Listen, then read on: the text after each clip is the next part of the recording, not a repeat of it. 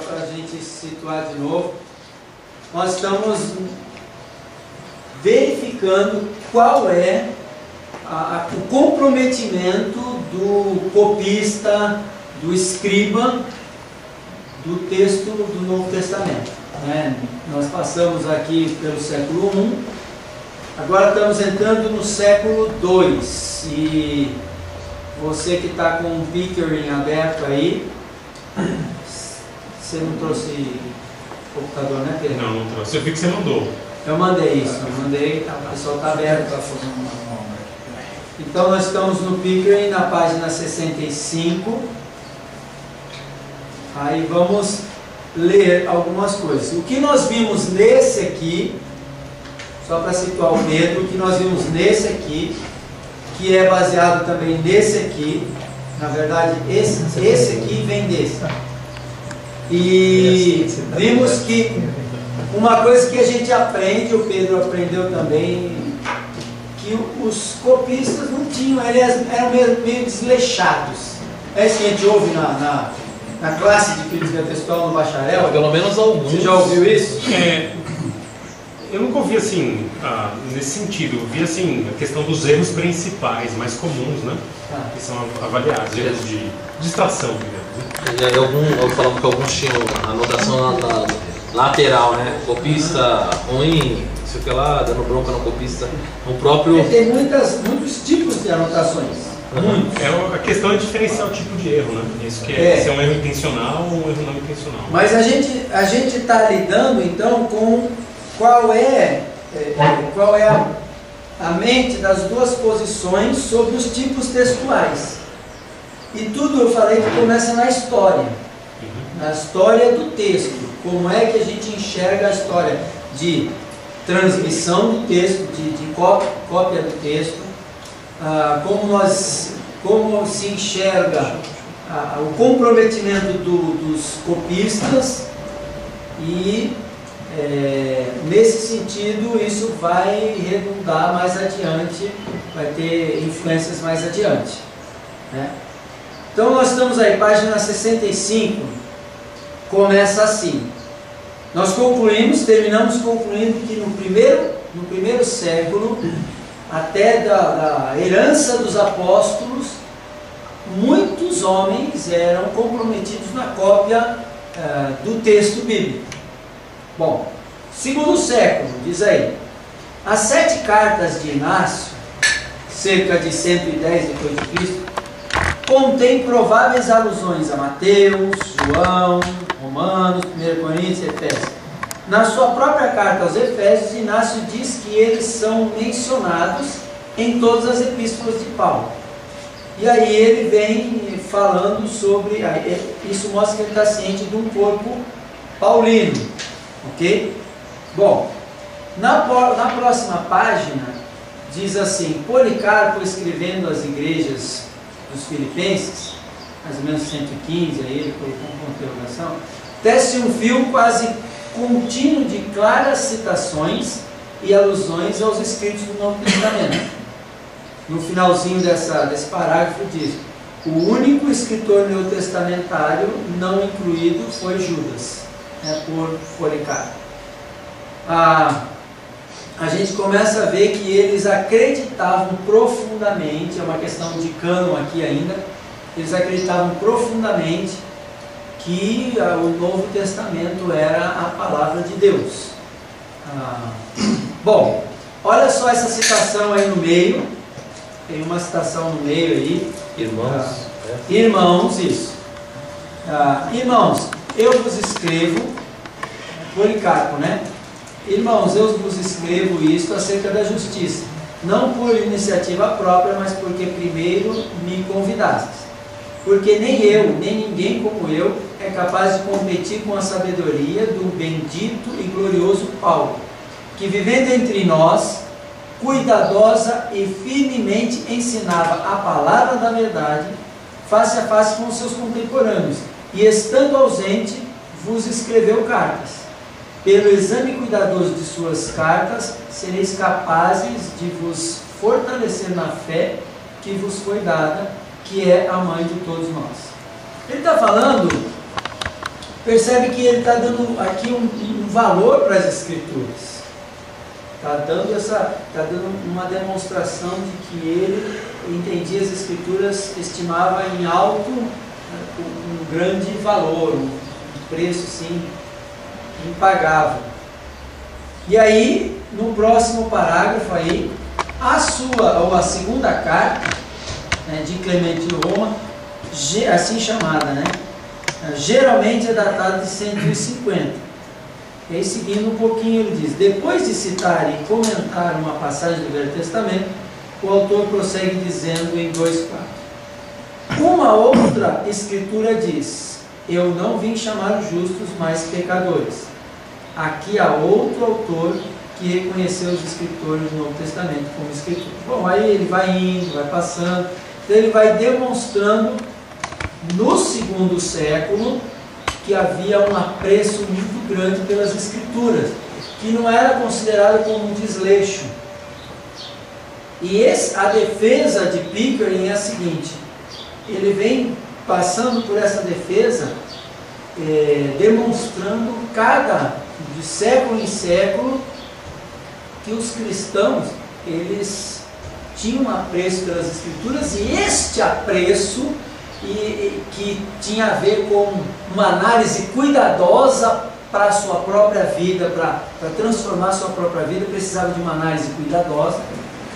Ele demonstra a implicação disso tudo é que, uma vez que eu reconheço as Escrituras como um texto que em suas minúcias são importantes para mim, essa atitude se transporta para o coração do copista.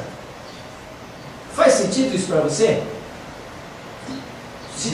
Concorda? Isso aí é natural. Eu não tinha pensado nesse aspecto, uma vez que lá atrás eu só ouvi: existem alguns erros, às vezes são intencionais, tem não intencionais, mas tem intencionais e tudo mais.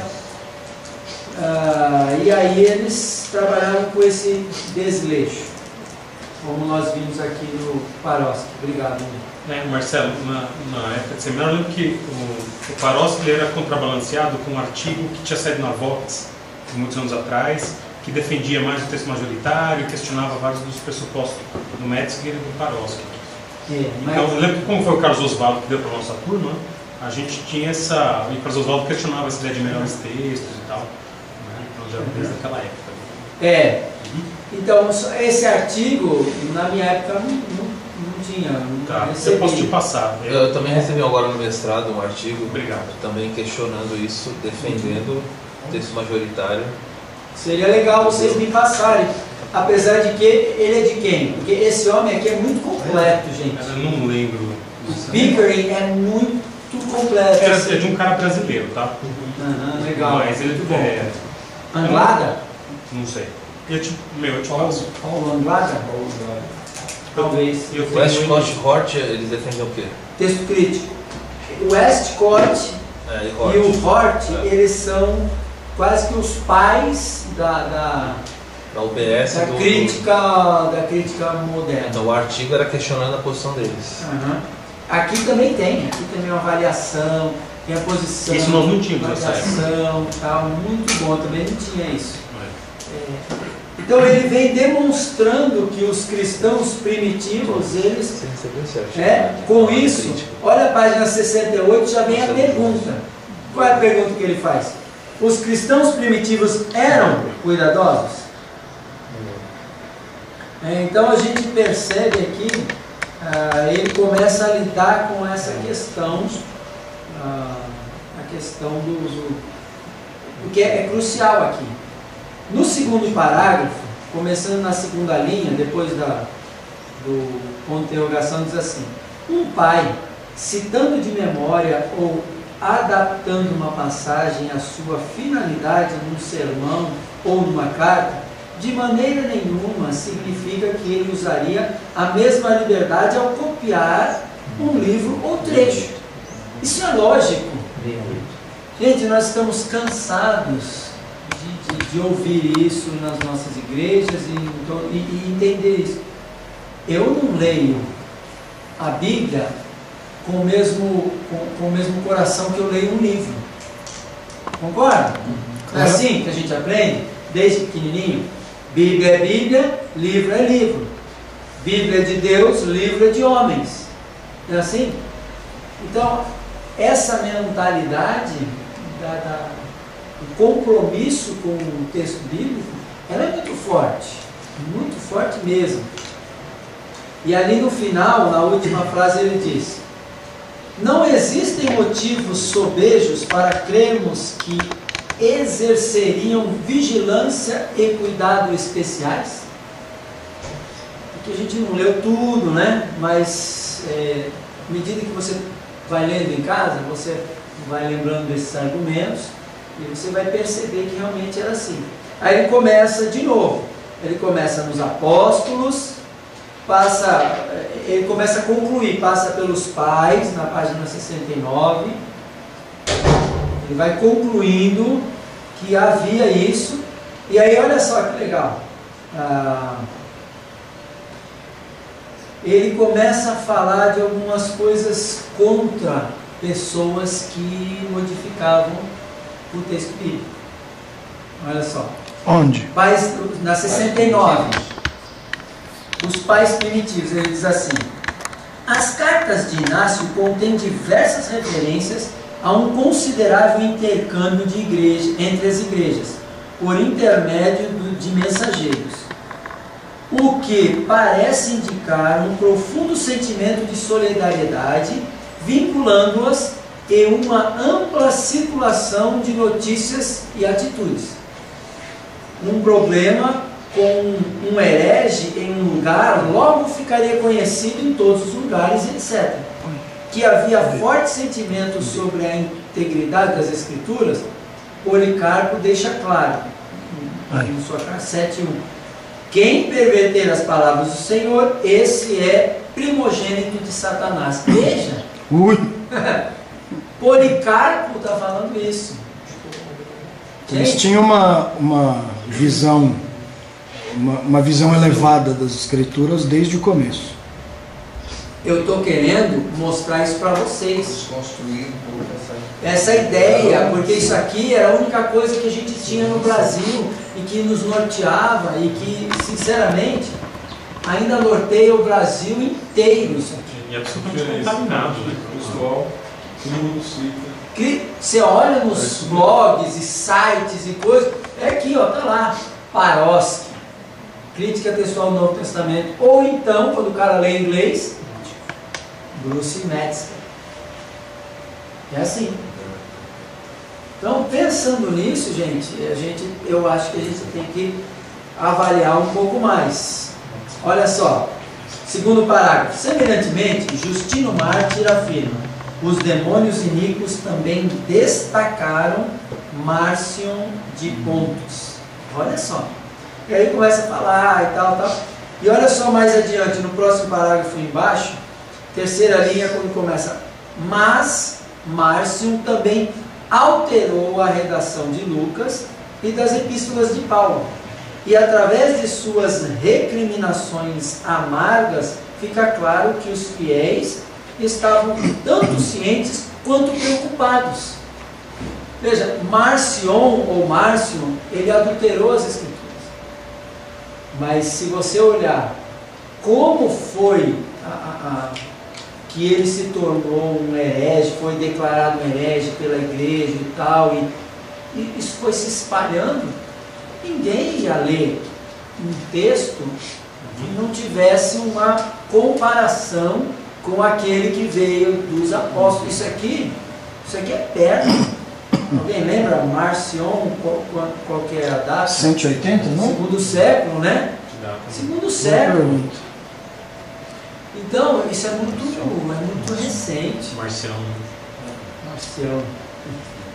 Bom, no próximo parágrafo, Dionísio, bispo de Corinto, queixou-se, aí é por volta de 168, 176, queixou-se de que as suas próprias cartas foram adulteradas. E pior ainda, também as Sagradas Escrituras. Dionísio falou isso. Então havia acusação pós-acusação contra as pessoas que adulteravam as Escrituras. Solo, né? É. As próprias cartas deles. Então, olha, pensa comigo. Você começou no original. O original foi copiado.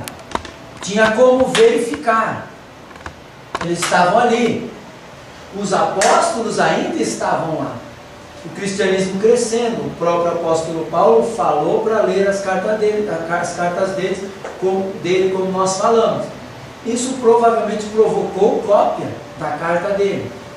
Do lado, esse amor, esse zelo pelas Escrituras fez com que houvesse comparação e correção se necessária. Não é? Há possibilidade. A gente não pode também pensar, a gente fala assim, não, mas a gente erra, já viu o telefone sem fio, aquela coisa toda e tal. Primeiro, eu sou da posição de que nós não somos comparáveis com esses homens. Eles eram muito melhores do que nós. Eles não tinham televisão, eles não tinham DVD, eles não tinham computador, eles não tinham celular. Eles não tinham. Por essa razão eu considero aquele homem Strongs um herói de ter feito aquele trabalho de colocar um número para cada palavra do Antigo e do Novo Testamento. Esses homens eram fantásticos. Eles eram homens, mas eles eram muito capazes, muito mais capazes do que nós. Então a gente não pode ficar assim, se eu na digitação erro uma letrinha. Eles erravam muito menos do que nós nesse sentido. Eles tinham uma mente muito melhor, batiam o olho aqui e tal. Isso é uma coisa a favor deles. Tá? Isso aqui não está aqui, mas é uma conclusão minha. Sim. E como que se explica, então, a questão das inúmeras variantes? Se você está defendendo, obviamente, o cuidado dos copistas e tudo mais, então, aí a pergunta, pensando no outro lado, então como que surgiu tanta variante? Mais variante do que texto no 400 mil. E um texto 138 mil palavras e tal. É justamente esse com essa perspectiva. Nesse processo, eu não vou para o extremo de alguns do texto receptos, que é isso que causou uma aversão a essa posição. Os caras chamam de diabo todo mundo que, quase que de diabo todo mundo que acha que tem uma variante no Novo Testamento. Não é isso. Eu, dentro da minha perspectiva, do que eu tenho estudado, me parece muito lógico entender que há variantes, que elas aconteceram por conta desses três tipos de erros que nós falamos de manhã: heresia, o próprio herege, ou a pessoa que estava, algumas pessoas de lugares que a heresia estava chegando junto, algumas pessoas querendo evitar certas palavras para não dar margem para a heresia. Aí você vai falar para mim, mas peraí, isso era cuidado com o texto bíblico? Isso não era, eu concordo. Mas a gente não pode entender que todo mundo fez isso. E tem aqueles outros erros que aconteceram por algum tipo de descuido. Mas aí o que eu estou querendo mostrar com isso? Que a verificação era possível desde o início. E numa transmissão natural, a quantidade vai sendo privilegiada do que a antiguidade. Então os melhores textos foram mais reproduzidos. E Mas os mais antigos se perderam, digamos que não eram bons, só sobrou um ou outro, né? Tipo o Aleph, uma coisa assim. E aí depois... Aí os textos majoritários são mais recentes, mas pelo menos eles são mais... E eles não são mais recentes. Daqui a pouco nós vamos voltar a isso, né? Vamos ter que... Não são necessariamente mais recentes, né? Não são, necessariamente. Tá? Então é nessa forma que eu vejo a coisa. E não pelo fato de eu não excluir, eu não saí do sistema eclético de lidar com o texto. Eu simplesmente estou olhando de forma diferente avaliando de forma diferente como eu avaliava antes de estudar isso aqui. A gente vai chegar lá até o final da tarde, tá? Bom, eu acho que a gente tem aí muita coisa, vocês podem ler depois. Olha só a citação de Irineu, no meio na linha 3 aí. Eu te conjuro, quem copiar este livro, por nosso Senhor Jesus Cristo e por seu glorioso advento, quando vier julgar os vivos e os mortos, que compares o que transcreves e o corrijas a partir deste manuscrito do qual estás copiando. E também que transcrevas este conjuramento e o cores na cópia. Meus irmãos, que mentalidade é isso? O cara tremia para escrever. O cara está rogando uma oração imprecatória em cima do camarada aqui. É uma maldição. O cara tremia, cara. O cara errava de medo. Gente, só ia. Se o cara leu isso só depois, ou não sei, o cara ia voltar. Se ele não fosse herege, ele ia avaliar muito bem o trabalho dele. Então, sabe, eu acho que a gente não precisa ler muito mais para perceber que as pessoas, elas eram pessoas dedicadas, não só no primeiro, não só no segundo, e se você olhar, isso foi passando para todos os cristãos comprometidos, não para os cristãos, né? Cristão meia boca tem em todo momento da história, e herege tem em todo momento da história, né? Mas a gente sabe que tem cristão comprometido. E aí olha só, aí entra a nossa crença na preservação de Deus. Gente, Deus usa o seu povo comprometido como agente dele. Quanto mais comprometido você for, mais você vai ser um instrumento afiado nas mãos de Deus. E aí eu entendo que Deus faz esse tipo de coisa usando. Marcelo, em última análise, é isso que acontece, né? Quando você questiona o texto que nós temos, em última análise, você está questionando a própria soberania de Deus, né? Acho que a preservação tem preço. Sim. Agora, eu também não quero ser simplista ao ponto, ingênuo ao ponto de entender, de deixar de reconhecer que o pecado e a falha humana são usados dentro do plano de Deus, sem contudo afetar aquilo que ele determinou, aquilo que ele tem como intenção para a humanidade, para a história das eras. Eu acho que a gente está nessa mesma página aqui. Os nossos irmãos assembleanos também estão na mesma página. Darlene não sabe nem que página que ele está deitado, que ele está quase escorregando para baixo da mesa. Crítica de Antigo Testamento. Então, olha só, na página. ia perguntar que página mesmo? Na página 71, começa a pergunta: quem era melhor qualificado? Então aí surge a pergunta: quais fatores seriam importantes para garantir, ou melhor, ou menos, facilitar a transmissão fiel do texto dos escritos do Novo Testamento? Ele reconhece aqui um problema, uma anormalidade na história da transmissão, da transcrição, isso é lógico. A gente tem 400 mil variantes. Só um tolo não reconheceria isso, né?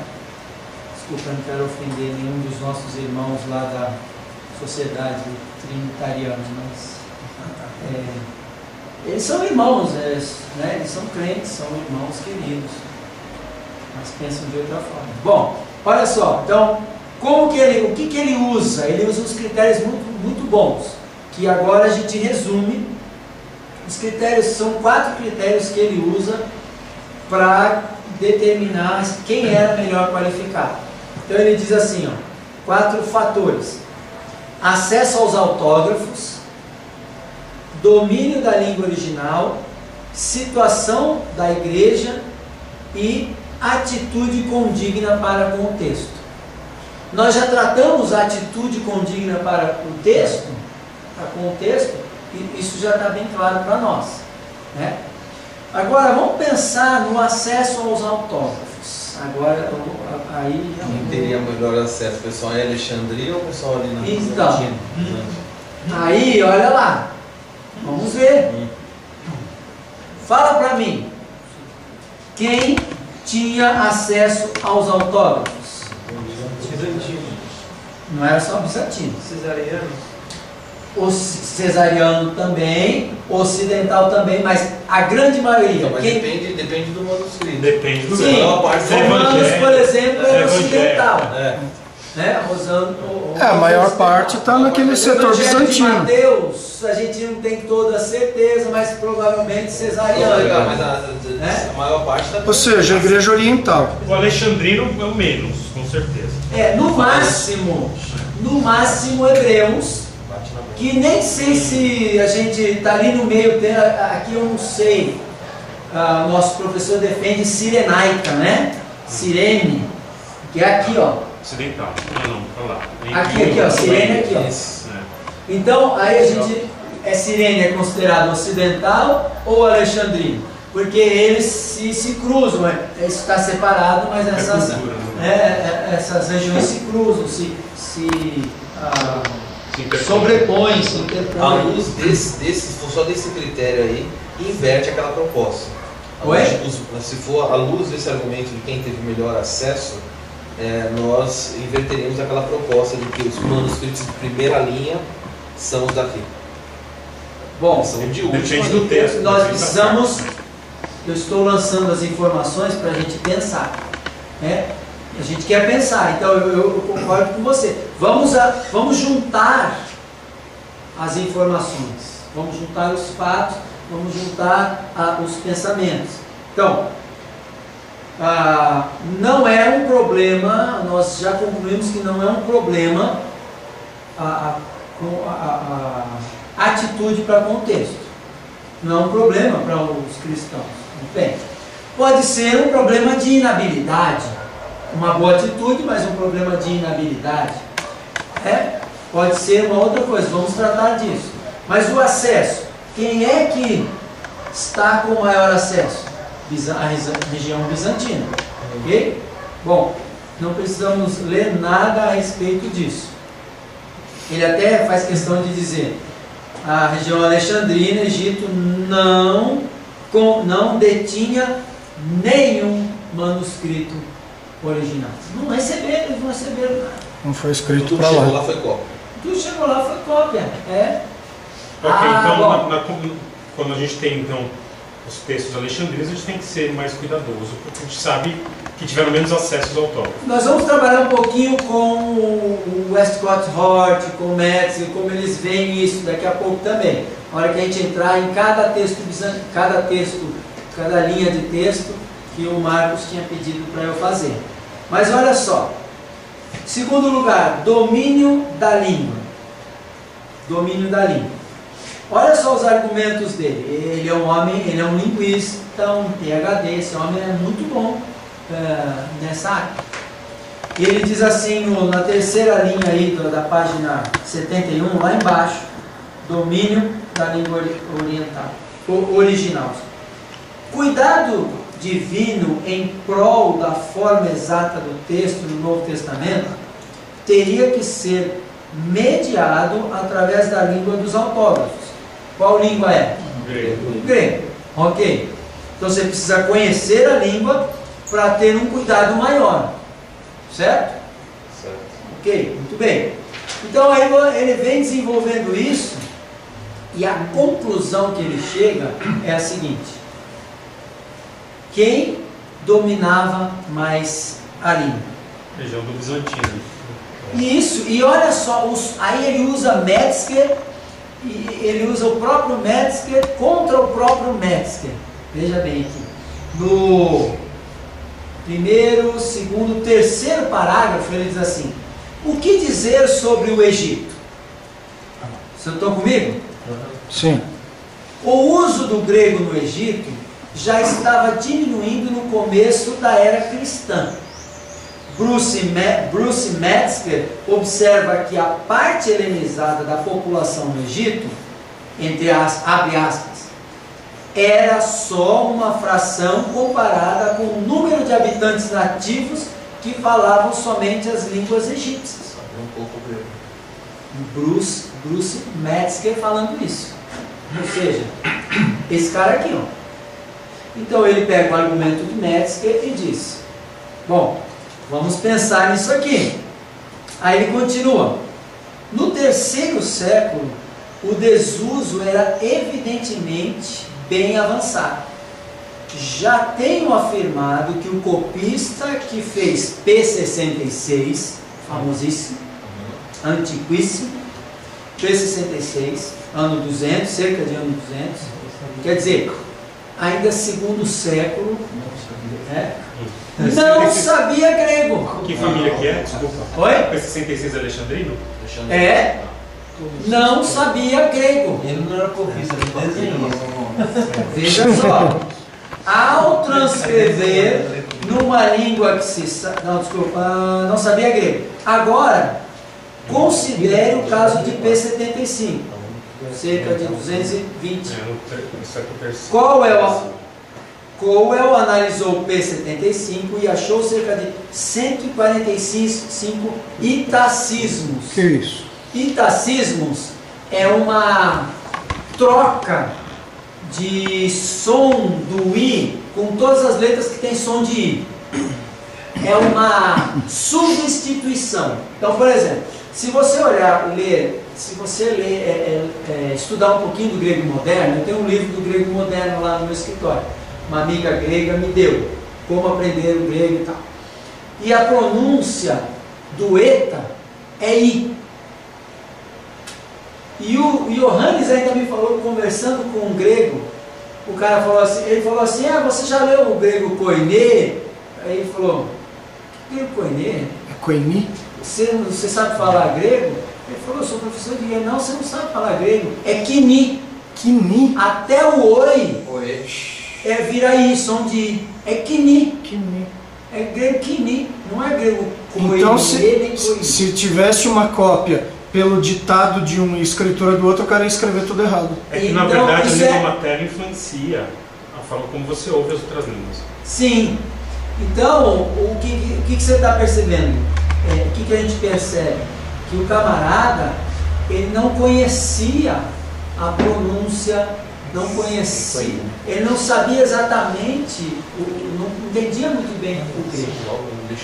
Bom, vamos em frente. Então, 145 itacismos, mais 257 outras leituras singulares.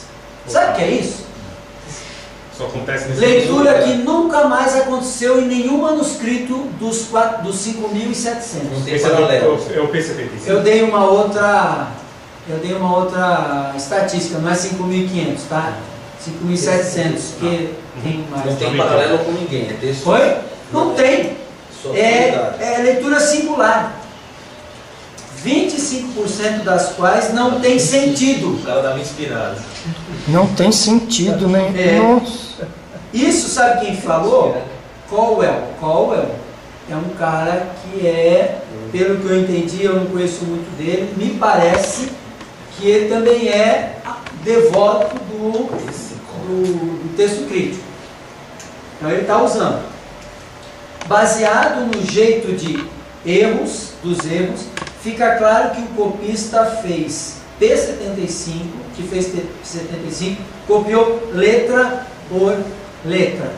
Agora, você entendeu o que estava copiando? Me fala uma coisa: você só copia letra por letra ou sílaba por sílaba se você não conhece a língua. Ninguém copia sílaba por sílaba. Ou só se for minha filha, de 9 anos, que está aprendendo qual é a diferença entre C cedilha e 2 S, que o som é igual, mas que a escrita é diferente. Essas coisas, né? Isso é coisa de criança. O cara copiar letra por letra, tem que mostrar que não sabe. Não sabe, ele não entendia o que ele estava escrevendo. né? Então, isso aqui faz a gente pensar mais, tá? Isso significa que ele não sabia grego. Ao transcrever numa língua que se sabe, copia-se frase por frase, ou pelo menos palavra por palavra, porque você entende a palavra. Island, Kurt Island, quem é? Do texto crítico. Texto crítico. Afirma que antes do ano 200, o grego já caiu no desuso, já havia caído, deveria ser a tradução aqui, já havia caído no desuso nas áreas onde se falava latim, siríaco e copto. Ocidental e alexandrino. E sim, senhor. Lá e aqui um pouquinho também, né? Estava já em desuso. E 50 anos mais tarde, a mudança para a língua local era bem acentuada. Meus irmãos, quem continuava mais perto da língua grega? Aqui. Bom, aí no próximo parágrafo ele começa a dar algumas informações. Quais são? No segunda linha, notar que mesmo se o Egito tivesse começado com um bom texto, já no final do segundo século a sua competência para transmitir o texto estava sempre diminuindo. Perceberam isso? Então, final do segundo século, os textos alexandrinos nós temos segundo, terceiro, mas são porções. O que nós temos no quarto, quinto século, que nós temos coisas grandes. Quarto século. E aí ele continua. De fato, os papiros primitivos vêm do Egito. São visivelmente inferiores em qualidade, considerados individualmente, além de apresentarem tipos de texto um tanto divergentes. Não concordam entre si. Existe uma estatística entre os dois pilares do texto crítico, os dois pilares de Metzger, de Ireland, de Daniel Wallace, assim por diante. Os dois pilares são Aleph e B. São os dois codes alexandrinos. Eles concordam bem entre eles? O Aleph e o B são alexandrinos. São. O Metzger acorda tudo. Tudo. Aleph e no B. Aleph são códices, são manuscritos completos do Novo Testamento. E aí, essa é uma boa pergunta. Não. Não. Muita. Eu tenho a estatística, daqui a pouco vai chegar em algum momento. Eu marquei se defendesse um ou outro, né? Mas não os dois. Não sei se é aqui ou se eu peguei em algum lugar. Eu tenho marcado aqui. Qual foi a pergunta? A pergunta foi se o Aleph e o B, que eles encarecem tanto, se tem boa concordância entre eles, né? Não. Então, isso aí é uma grande informação aí para a gente lidar com isso. Quase tudo que é decidido no vermelhinho aqui é decidido com base no Aleph e no B. Quase tudo. Agora, bom, se o Aleph e o B discordam de algum outro texto, vai ficar o Aleph e o B. Diante das nossas ponderações, quem era mais apto para transcrever no sentido de domínio da língua? Bizantino. Então, nós percebemos que todo lugar que havia cristãos firmes com Deus, havia uma postura com relação ao texto positiva de preocupação, certo?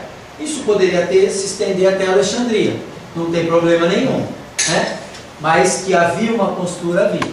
Segundo lugar, a questão do domínio da língua. Quem dominava a língua? Aí a gente já tem aí uma inclinação para Bizâncio, para a região bizantina. Muito bem.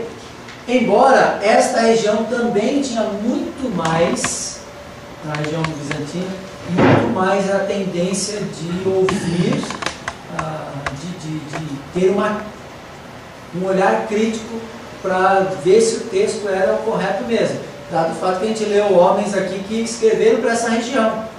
Né? Policarpo não escreveu para o Egito. Né? Esses pais primeiros, né, lá, tudo bem, tinha lá em Alexandria e tal, mas eles... Sim, Pedro. Marcelo, na Ásia Menor, até quando que o grego foi falado ali na parte da Turquia, ali, até quando que o grego foi majoritário?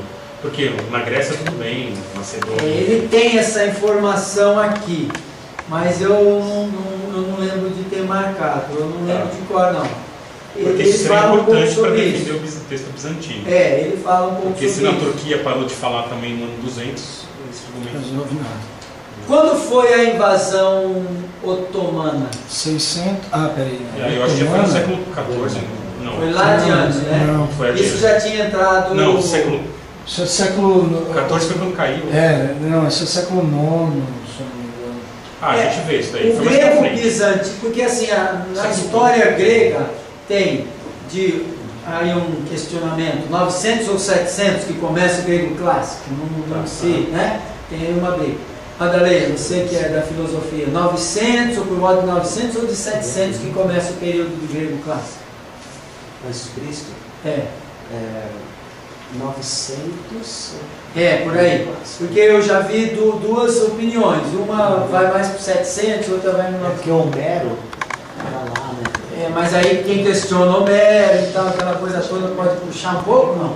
Dá para puxar um pouco. Tá, mas tudo bem, vamos lá para 900, grego clássico. Tá? Terminou o grego clássico 330. Começou o grego koiné. 330 a 330 depois, grego koiné ainda. Depois grego bizantino. Tá. Ok? Que aí de 330 em diante. Mas enfim, aí se é grego bizantino, tudo bem, abarca toda aquela região. Porque Então, foi até que no a período região de otomano. Bizâncio mesmo é mais aqui, né? Aqui Acho que não é. ela foi dominada também. Tá. A gente não sabe até. Eu também não tenho. Se o não Marcos estivesse aqui, talvez ele ajudaria a gente. Viu que você vai viajar? Bom, tudo bem, vamos lá. Ficou gravado aí para ele. Toma, chamou. Fala para ele ligar. Toma. Chamou? Não. Ele está ouvindo? Olha. Vamos lá. Então aí, pensando nisso, vamos para a questão da situação da igreja. Que aqui era uma questão que ele aborda também e pensa sobre essa ideia. Diz assim: esta questão é relevante à nossa discussão por duas razões. Primeiro, a lei da demanda funciona na igreja tanto quanto em outros lugares. Onde há muitas congregações e crentes, haverá uma maior demanda por cópias das Escrituras. Isso é claro. A gente já viu que o costume de ler as Escrituras no culto público veio lá do judaísmo, né? Da sinagoga. Nessa época, a sinagoga, judaísmo e cristianismo, sinagoga já estava separado, já estava, mas veio de lá. Segundo, uma igreja forte e bem estabelecida normalmente terá uma liderança experimentada e confiante. A preocupação de Paulo em deixar a igreja com liderança era grande. Vocês já leram isso no Novo Testamento. Ele ia de cidade em cidade promovendo ali o estabelecimento de presbíteros no plural, né? De presbíteros. Ele ia de cidade em cidade, né? Presbíteros iguais. O cara vendendo peixe dele. Essa foi boa. É para provocar uma teoria alexandrina. Vamos lá. Aí, vocês sabem, e era preocupação, gente. No ano 66 da era cristã, Paulo escreveu para Tito. O que ele falou? Te deixei em Creta, capítulo 1, versículo 5. Por duas razões: colocar em ordem as coisas restantes e estabelecer presbíteros em cada cidade, como te prescrevi. Aí ele dá o padrão do presbítero. A ideia é que, por não haver liderança forte, houve uma intromissão de uma heresia. E aí essas coisas restantes que ele estava resolvendo está no capítulo 1, versículos 10 a 16. Né? É preciso fazê-los calar porque eles estão pervertendo casas inteiras, ensinando que não vem por torpe ganância e tal. Aquele negócio, querem receber, querem dinheiro, tal, não tem vida com Deus. E estavam fazendo um estardalhaço lá na igreja em Creta, na ilha de Creta, várias cidades. Então a gente vê a preocupação em todos os momentos do livro de Atos, a gente vê em cada cidade, Paulo se preocupando em deixar uma liderança. Por quê? Porque uma liderança forte tem um combate à heresia rapidamente. Vamos lá. Então, o exato tipo, ele está dizendo, né? O exato tipo de liderança que tomaria interesse na qualidade de suas escrituras. Gente, todos nós sabemos que uma qualidade que é a única que não é trabalhada em termos de caráter nas qualidades dos presbíteros é que ele maneje bem a palavra. Na lista de Tito só tem essa, o resto é tudo qualidade de caráter. Isso não quer dizer que ele não tenha, que o caráter seja a única coisa o único padrão para ser um líder. Não, tem que manejar bem as escrituras. Mas está lá, manejar bem a escritura. Se você maneja bem a escritura, você tem um respeito, um profundo apreço por ela e que ela seja um zelo pela escritura. Muito bem. Segundo parágrafo. Embora evidentemente tenha começado em Jerusalém, as primeiras perseguições e a atividade apostólica causaram a sua difusão. A principal linha de avanço parece ter sido ao norte, para a Ásia, e ao oeste, para a Europa. Se a escolha das igrejas para receberem as cartas de Cristo, do Cristo glorificado, em Apocalipse lá, foi indicativa, o centro de gravidade da igreja parece ter se deslocado da Palestina para a Ásia Menor antes do final do primeiro século. Isso ele não precisava nem escrever aqui, a gente vê esse movimento. Né? A perseguição fez com que se espalhasse tudo. Né? Os irmãos, isso começou lá em Atos 1:8, né? Com Estevão, e todos foram dispersos, exceto os apóstolos. E depois eles tinham que corrigir as heresias que iam acontecendo, né? Mandar um camarada lá, o outro queria circuncidar, mas eram coisas, né, do início da igreja. Bom, isso mostra para nós isso aqui que a gente já sabia das igrejas centralizadas na região de Bizâncio. E aí ele continua. Kurt Aland concorda com Harnack que cerca de 180 depois de Cristo a maior concentração das igrejas estava na Ásia Menor, tal, e ele vem colocando. Muito bem. O que dizer do Egito, sobre o Egito? Essa é a pergunta. Mas na terceira linha ele diz: Ireland afirma, Egito se destacava das outras províncias da igreja, até onde podemos julgar pelo domínio desde cedo do gnosticismo. Não, depois produziu Orígenes. Não, olha só o que... Ele está atrelando o conhecimento por causa do gnosticismo? Quem que está falando? Não, ele está falando... Contrário, ele está falando o contrário. Ele está falando que... Eu não estou entendendo que o apoio que ele Egito está. foi o berço do gnosticismo, é isso que ele está falando. Ele está falando que o Egito não é confiável. É isso que ele está dizendo, que Alexandria foi o berço do gnosticismo. Mas quem está dizendo isso? É o Crítico textual. Está usando ele contra ele. É isso que o Pickering faz, ele usa o próprio cara. Ele falou isso? Tá bom. Então qual é a conclusão disso? Que a igreja não era sadia. Ok. E aí nós sabemos, e podíamos aqui pensar e levantar várias questões do Egito, veio quando é tipo de heresia. Acho que é porque ele coloca entre aspas aí. Oi? A ideia do local e do credo. Por que ele está olhando para o local? Para a igreja, qual era a igreja mais sadia? Em que local ela era mais sadia? A igreja saudável tende a preservar. Porque a igreja saudável, a igreja saudável, ela tinha a ver. O contrário também, o texto saudável tende a preservar a igreja. A igreja saudável preserva o texto que ela pôde comparar com os autógrafos, e a preservação do texto comparado com os autógrafos gera uma igreja saudável. E uma coisa que uma coisa gera outra e a outra gera uma. Me fez lembrar que os irmãos de Bereia são mais nobres, porque quando eu falo eles vão conferir o texto. E Bereia está ali. Então, está lá. Está lá. Bereia está ali.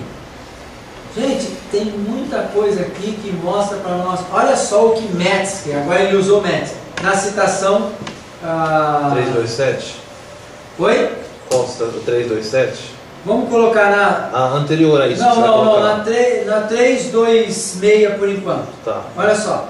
Egito se destacava das outras províncias da igreja, até onde podemos julgar pelo... já falei, do gnosticismo. Prossegue nos informando, né, o Ireland, que ao final do segundo século a igreja egípcia era dominada pelo gnosticismo. Ao final do segundo século, 190 e pouco, já era dominada pelo gnosticismo. Gente, isso é forte demais. Isso é uma concordância entre todos os eruditos. Não é um questionamento. A história da igreja estabelece essa realidade, mostra essa realidade. Então ele diz: as cópias existentes nas comunidades gnósticas não podiam ser usadas, por estarem sob suspeita de serem adulteradas. Claro, você vai ler uma tradução do Novo Mundo? Cruz, credo. Você vai estudar? Não, palavra por palavra? Mesmo uma tradução feita por um credo. Você vai... Qualquer um, sem o cara... Você vai estudar uma tradução... Você vai estudar, você não vai estudar uma tradução dela. Você não vai fazer... Você não sabe grego, você não vai fazer métodos de estudo bíblico no português da tradução do Novo Mundo. Não vai. Johannes falou para nós que o manuscrito Aleph, ele tem tanto erro que o Aleph asterisco, que é a mão com revisor, é melhor do que o texto primeiro. Então, é um negócio... Eu ainda vou chegar nessas questões aí um pouquinho, tá? Vamos trabalhar com isso. Vou ler Metzger agora. Só a conclusão dele é a seguinte: isto é bastante esclarecedor. O que Ireland está nos dizendo, em outras palavras, é que durante o segundo século, 100 a 200, no ano 100 a 200, a tradição textual do Egito não era confiável. E aí ele no final diz: Bruce Metzger diz sobre a igreja primitiva do Egito. Agora é outro cara. Então, o Ireland é daquele das cinco critérios. Lembra daqueles 5 critérios? O Metzger é das regiões por lugar. O Ireland é da região, dos critérios de avaliação de 1 a 5.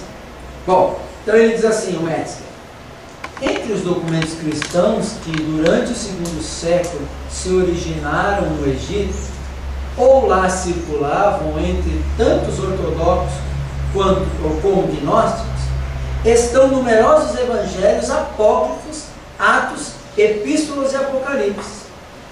Há também fragmentos de obras dogmáticas e exegéticas compostas por cristãos alexandrinos, principalmente gnósticos, durante o segundo século. De fato, baseado nos comentários de Clemente de Alexandria, quase todo tipo de seita cristã digressiva se representava no Egito durante o segundo século. Olha, ele está citando o pai da igreja. Ele está citando o pai da igreja. Metzger defende o texto crítico. alexandrino, citando o pai da igreja, falando mal da região alexandrina. Muito bem, vamos lá. Clemente menciona os valencianos, basilidianos, marcionitas, peratai, encratitas, docetistas, aimetitas, cainitas, ofitas, simeonitas e eutiquianos. E corintianos. A gente sabe que isso aqui são nomes de pessoas que foram seguidas. Eu não sei todas essas. A gente sabe, docetistas, coisa que a gente aprende. Mas a maioria a gente não ouviu falar. Mas é tudo heresia, a gente sabe, docetismo, né? A gente conhece, que a gente aprende até na teologia sistemática lá, né? Em cristologia.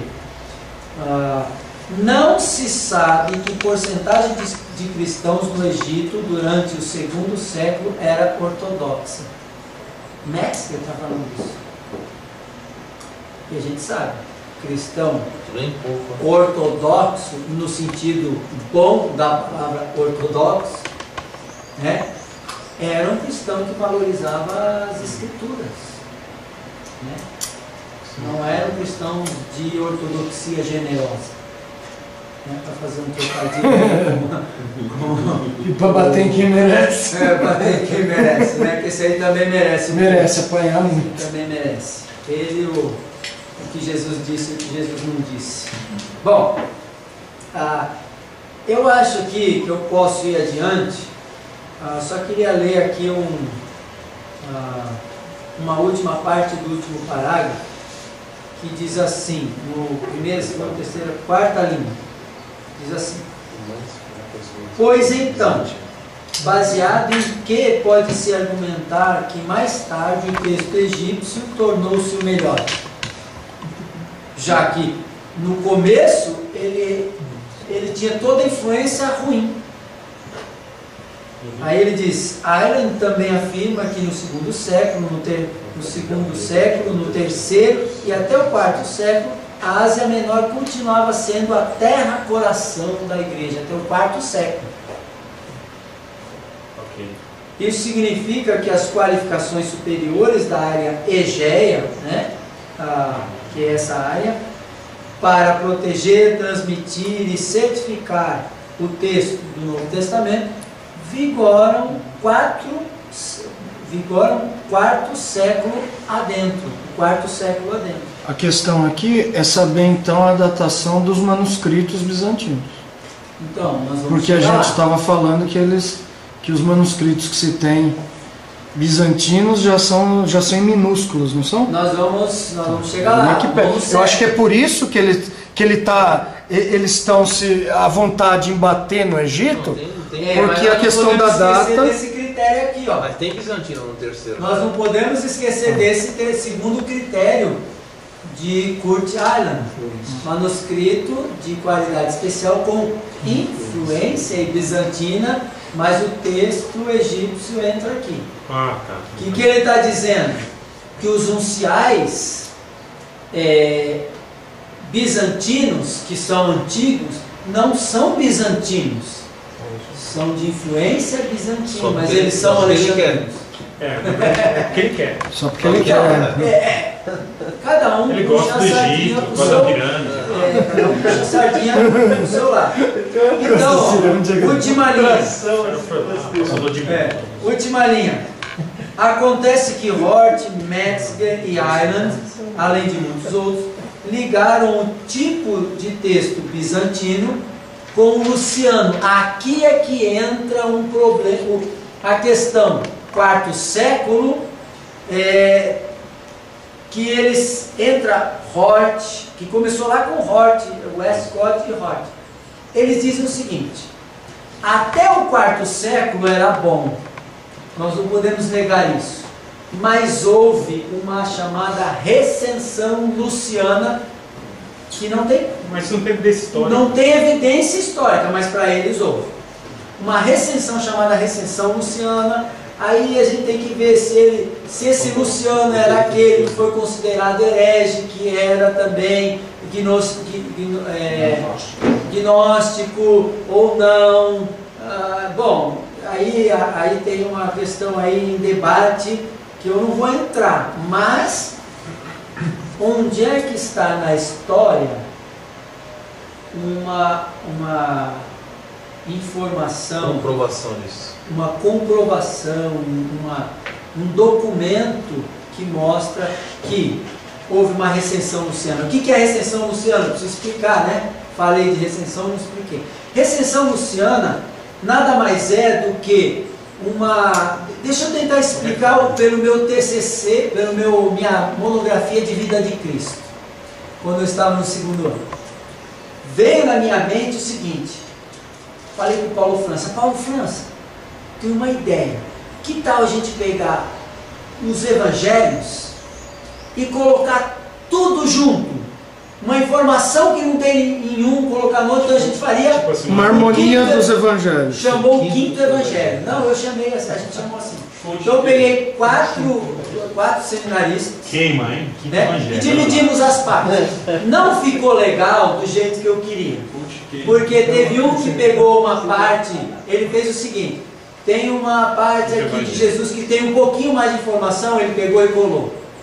Aí o outro pegou da outra parte de Lucas, que tem mais informação daquela passagem paralela, e colou.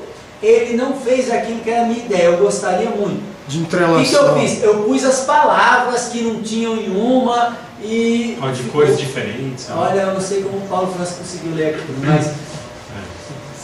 Isso aí é uma recensão. Então eles dizem o seguinte: diante de vários textos, muitos erros, eles juntaram tudo para não perder nada. Isso é recensão. E aí foi fruto de um homem chamado Luciano. Mas onde é que isso está na história?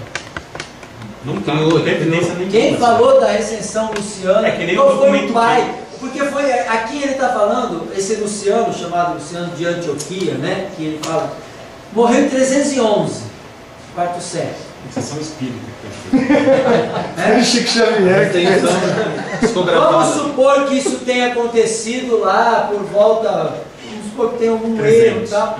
Foi lá com Constantino, 313, 314, não sei. Algum momento aí quando estava tudo, o barco estava caminhando, a correnteza estava bem para os cristãos. Mas onde que está isso documentado? Tem sido documentado. Ninguém menciona, ninguém cita. Eles tiraram da cabeça dele? Não tem documento. É que nem o documento. Não, é que nem o documento, é a mesma coisa. eu tentei achar a lei. Onde que está isso? Pode existir, Porque é difícil mas eu inventar uma direi, coisa dessas. eu né? não tenho. Cara, mas, É o que o Pedro falou, é igual a fonte quê? Cara, eu não tenho. O quê? Pensa do sinal. Solta lá, hein? Onde está isso? É uma Alguém- mas será suposição que por É causa uma disso. mente. O cara É fala, uma mente nossa. que precisa inventar alguma coisa. Então não dá, realmente. Então, olha só, olha a posição de como que é a história na mente de Westcott Hort. Os autógrafos estão lá em cima. Aí o alexandrino e o ocidental, leia-se Aleph e B, ok? Bom? Aleph e B, se não me falha a memória é isso. Eu acho que é, depois eu vou verificar, confirmar isso. E aí esse Aleph B forma um texto neutro, que esse basicamente é o texto que eles acham que é o original, né? Alguns rejeitam isso e tal, os mais, quando chega em Metz, que ele já começa a rejeitar um pouquinho, Allen também, Daniel Wallace também começa a rejeitar um pouco disso e tal, mas essa é a linha ainda. E aí eles falaram que o texto bizantino teve uma recensão. A base é a seguinte: o texto sírio. Por isso que o Westcott Hort chama o texto bizantino de sírio também. E eles tentam provar de alguma forma que o texto sírio, a versão siríaca, ela teve uma revisão, e ela está ligada de alguma forma com o texto bizantino, E aí 310, aqui ele põe 311, o Hort coloca 310. Mas isso aí não tem precedentes na história. Não tem. Agora, um homem chamado Harry Sturz tem também uma outra posição, uma outra maneira de ver. Ele vê que os autógrafos deram margem aos outros textos, ok? Cada um de sua região. E aí ele diz, é preciso avaliar para saber qual dessas regiões, qual desses textos é mais confiável. Essa é a ideia de Hort. Ok? Bom, vamos voltar. Critério, atitude para contexto, situação da igreja, situação da igreja. Capacidade de leitura. Capacidade de leitura, né? Que a gente já viu. Aqui ele trabalha um pouquinho a situação do texto, já falamos lá atrás, não precisamos. Okay? Então isso mostra para nós, vamos ver que está aqui, a última. Aqui, domínio da língua, acesso aos autógrafos, domínio da língua, situação da igreja e atitude com relação ao texto. Foi repetido isso? Não. Acesso e atitude, coisas diferentes. Muito bem. Nós percebemos aqui que vamos pensar nos critérios, porque cada um inventa o seu critério, porque aí puxa a sardinha. Vamos pensar, esses critérios são critérios, vocês acham que são critérios fortes para se considerar, ou tem vocês entendem que é falho, esses critérios alguns deles são falhos? Não, eles são tão válidos quanto a data. Não são? São, dando o mesmo peso. São critérios fortes para isso, né? Muito bem. Então, quem é que ganha usando esses critérios? Bizantino. Ok. Então, aqui desde que a gente comprove a data deles. Bizantino e ocidental, no caso de romanos. Cesariano. Só. Porque o ocidental também teve uma igreja forte, né? Não, cesariano. Aqui ele tem várias, eu vou dizer para vocês, tem várias estatísticas, tem várias coisas. Esse é um bom livro para você estudando. Tem até um artigo deste homem aqui, Zane Rhodes, que é do texto majoritário, aqui nos apêndices, tá? Que é um artigo muito legal sobre probabilidade estatística. O irmão de Zane Rhodes, ele, não sei se morreu e tal, ele é um matemático. Então ele ajudou. É um matemático que ajudou o Zane Rhodes a lidar fazendo uma estatística e tal. E aí, ele começa aqui, ele dá vários argumentos, várias possibilidades que ele dá aqui. E isso aqui, para mim, até tem uma questão que é um pouco difícil de entender. Tá? Eu não sei se é porque eu não sou matemático, mas tem coisas difíceis de entender aqui. As implicações da probabilidade estatística na história do texto. Conclusão dele é a seguinte, ele diz o seguinte: a estatística, a probabilidade estatística, essa ciência, ela estuda o seguinte, que uma vez que há a multiplicação de um mesmo, no caso, manuscritos, a probabilidade é, em termos mais ou menos normais, vamos colocar 51-49%.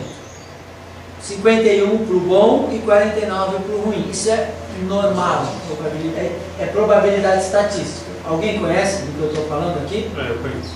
Conhece? É assim mesmo? Não sei se é assim, mas a partir daí você vai fazer geração a geração. Isso, vamos pensar 50-50, certo?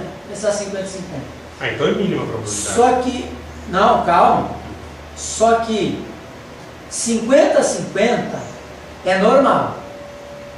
Aí, você tem 80-20 no Novo Testamento. Na verdade, não é bem 80-20, porque os 20 são fracionados. 5 aqui, 3 ali, entendeu? Não é 80 contra 20, porque esses 20 não concordam totalmente. Okay? Então é 80 contra... A gente não sabe exatamente, tem que fazer exatamente. Aí a gente fala, bom, mas pode ter ido para o lado bom quanto para o lado ruim.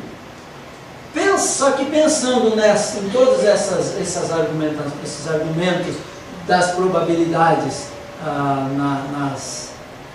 das regiões, quem é que tinha mais probabilidade de dar? Os 80 seria mais para o certo ou os 80 mais para o errado? O mais para o certo seria no bizantino também. Mais para o certo, ok? Não tinha como a gente dizer que os 80 foram uma catástrofe que aconteceu na transmissão do texto. Gente, eu estou praticamente convencido de que não é mais assim do jeito que os críticos, o texto crítico a gente não deve olhar mais o texto assim. Não devemos tratar mais o texto assim. Marcos pediu que eu falasse um pouco sobre... Vamos, deixa eu só dar uma introdução aqui. Pensando nisso tudo, vocês já viram que eu estou tendencioso a olhar o texto bizantino com outros olhos. Isso não me faz ver o texto bizantino como alguns veem, nem como alguns veem o texto receptus. Como sem não erro. Me faz. Mas isso me faz pensar em alguns critérios e depois, lá no final, eu vou dar para vocês aquilo que tem, como que eu tenho transformado a minha maneira de ver a crítica textual. Tá? E aí, no próximo bloco, então, a gente vai falar que o Marcos me pediu sobre características de cada tipo de texto. Aí, é muito legal e a gente vai tentar fechar ainda mostrando algumas ferramentas e uma lista praticamente quase que exaustiva dos manuscritos dentro de um Excel que eu transportei, que dá pra gente, é muito legal, eu fiz, como chama aquele negocinho que a gente faz em cima? Filtros, eu filtrei. Deixa eu ver quantos alexandrinos tem aqui nos papiros. Deixa eu ver quantos alexandrinos tem aqui nos unciais, nos pais da igreja. A gente divide tudo isso. Ou quantos bizantinos tem? Isso não é matemática. Oi? Você virou matemático. Eu gosto de estatística. Eu gosto de porque o cara tem que provar para mim. Né? Essa percepção, tem alguma escola hoje pensando isso no seminário, aqui fora, trabalhando essa... Eu conheço assim, como eu disse, só tem duas linhas. Apoiando o texto majoritário aí fora. Ou essa, ou essa. E as duas no Brasil, essas duas linhas, está filmando? Tá. No Brasil, essas duas linhas estão assim, ó. Extrema direita e extrema esquerda. Dallas hoje fala o quê? Não, aí é que tá. Zane Hodges morreu, era professor do Dallas. Daniel Wallace se levantou, está lá. Não sei quais são outros, mas eu tenho um amigo, Isaac, que estuda lá no Dallas agora. Você conheceu o Isaac? O Alexandre, meu filho que fez Dallas, ficou lá com o apartamento no início. Chegou aqui para fazer um estágio com o Carlos e falou para mim: este homem tem uma crença muito estranha na inspiração das Escrituras. Ele não assinou a declaração de fé da inspiração das Escrituras que o Dallas tem. Ele falou isso para mim. Agora, tá filmando, certo, mas eu estou reproduzindo a informação da maneira como eu peguei. Pode ser que ela não seja, ele não tenha entendido totalmente, mas ele falou isso para mim. Vamos para o intervalo e aí depois daqui a pouco a gente vai. Marcelo.